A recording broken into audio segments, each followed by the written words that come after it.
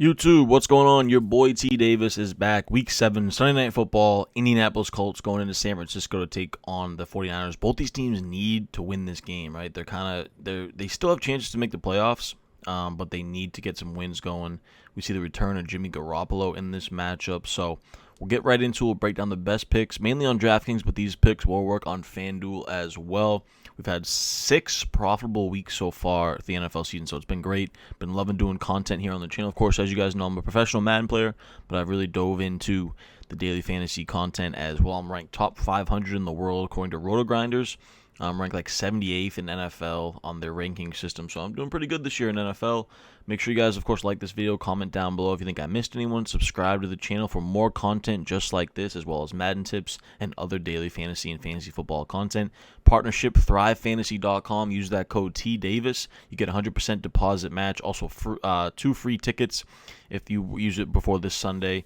But yeah, 2 free tickets and the 100% deposit match. Use that code TDavis, thrivefantasy.com. So let's get right into it here. We will start with the Colts side of the things. Carson Wentz, safest play on the slate, in my opinion, man. They're really passing the ball here in Indianapolis. Carson Wentz, he's actually had a relatively nice statistical season. He's been looking good the last 3 games as well. Only had really 1 bad game versus the Titans this year. The rest, he's been somewhat adequate, somewhat solid. He only has 1 interception this year, so he's way less in the turnovers. So you love to see that.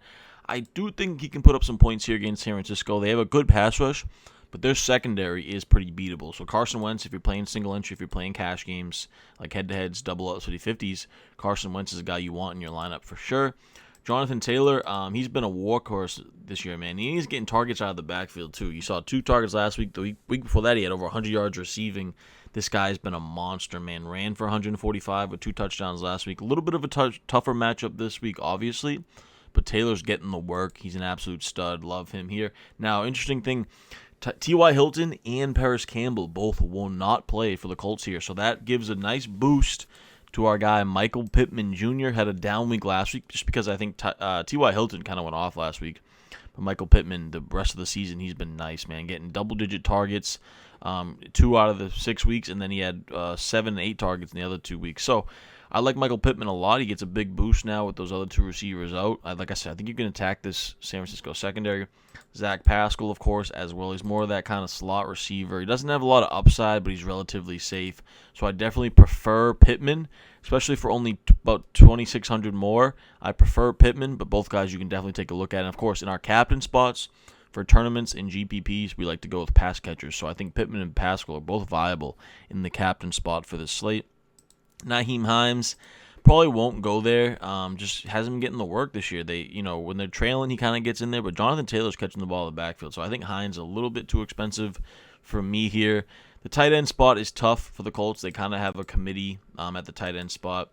Mo Alley-Cox, great red zone target, so I think you can take some chances on him. I don't love the price. I probably prefer Jack Doyle here, even though he's only 1,000, so I prefer him, but he just doesn't get a lot of targets. He's more their blocking tight end, but I think for that basically $4,000 discount, I look towards Jack Doyle.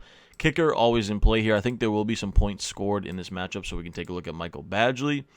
I'm probably off of both defenses here. I guess maybe the Niners defense we'll be able to take a look at, but I'm not playing the Colts defense at all. And then the interesting thing is the kind of who's going to be that third receiver. Will it be Ashton Doolin, Michael Strahan, I'm not sure how I pronounce it, or will it be the newly promoted Kiki QT? So you guys got to be on the lookout for the inactive. So about 7 o'clock, 7:30 Eastern Sunday night, check Twitter. Follow the beat writers for these teams. See who's inactive, because I do think whoever is active out of those 3, and might be 2 of them active, might be all 3 active, we can take some chances on these guys in tournaments. So I probably would lean Doolin as the first guy just because he's played more this year. He got about 25 snaps last week. So he'd probably be my preferred target. But all 3 of these guys, I think you can kind of rotate depending on if they are all active Sunday night. So that's kind of our value for the slate there, is the Colts' third receiver. And we can mix and match. Now, I would say in the lineup, I wouldn't have like 2 of these guys in the lineup. I'd only have 1 of them. So max 1 of Strahan, Doolin, and QT in a lineup, because I don't think 2 of these guys, or definitely not 3 of these guys, can get there with some upside. So that's kind of the value on the Colts side. We go over to the Niners side. Jimmy G makes his return. Trey Lance is not going to play here. Now, we know Jimmy G has no rushing upside, But you can attack this Colts secondary pretty easily. Kyle Shanahan should have a good game plan. The 49ers are at home. They need to win this game. I'm fine with Jimmy G in a lot of my lineups here Sunday night. He's very safe.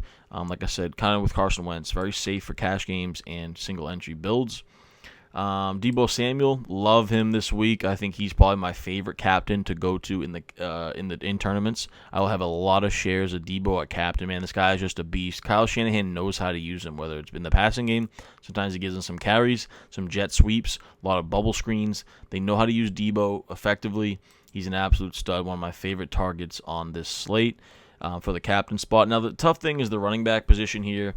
We have kind of a committee now with Mitchell and with Trey Sermon, and they just activated JaMychal Hasty off of the IR. So all three of these guys kind of mix and match. Of course, Kyle Juszczyk gets in there for some third down blocking situations. So it's kind of a mess at the running back spot. Mitchell is probably your favorite target, but he's 8,200. I don't think I want to pay that for a guy in a committee.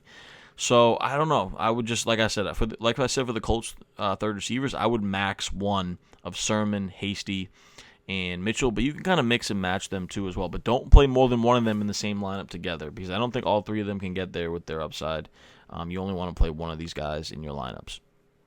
Brandon Ayuk, I think he's going to start to pick it up here as the season goes on. He's really struggled. He's kind of in the doghouse for Kyle Shanahan, but he's going to pick it up as he goes on. This guy just has too much talent not to. I don't love the price at $7K. I think he's a risky target, so I wouldn't play him in your single entry or your cash games. But if you're playing a lot of lineups, Brandon Ayuk definitely a guy we can take a chance on, even at the captain spot, in my opinion. Ross Dwelley, he's filled in for George Kittle. We'll see how he kind of works with Jimmy G. Of course, Jimmy G hasn't been playing because he's been injured. So it's going to I think we're going to see a boost to the passing game from Trey Lance. So I think Ross Dwelley is somewhat interesting here. Niners are just completely banged up, man. So many injuries all over. Kicker as well, Joey Sly. We can take a look at. Of course, we love the kickers in high-scoring matchups, and I do think there can be some points scored in this game.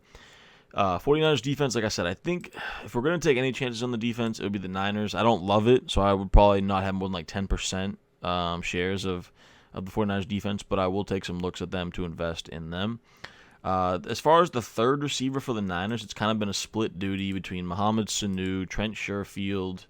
So it's tough. I think Sanu is somewhat interesting. He just doesn't have a lot of upside. He's kind of that possession guy, slot receiver.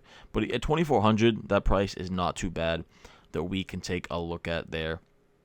And that's kind of how this slate shakes out. One other value, Tanner Hudson, he was elevated to the active roster. He's kind of a preseason stud. This guy does have some talent, so maybe they go a little bit more two tight end look to try to, because in case they want to run the ball. Shanahan is known to go two tight end looks, but not a ton of value on the slate besides on the Colts side of things. We'll see how it shakes out because a lot of these teams are banged up with injuries. So we got to check the inactives and the actives Sunday night, and then we might be able to even find more value. But right now I lean towards the Colts receivers as some of the value, and maybe mixing and matching some of these Niners running backs here and there, or maybe Mohamed Sanu. That's how this slate shakes out. Hope you guys enjoyed this video, man. Appreciate you guys. Just trying to give you a heads up for Sunday night's showdown here on the channel. We'll have the Monday night showdown coming out soon as well. Appreciate you guys, man. Subscribe to the channel, like this video, comment down below. Until next time, peace.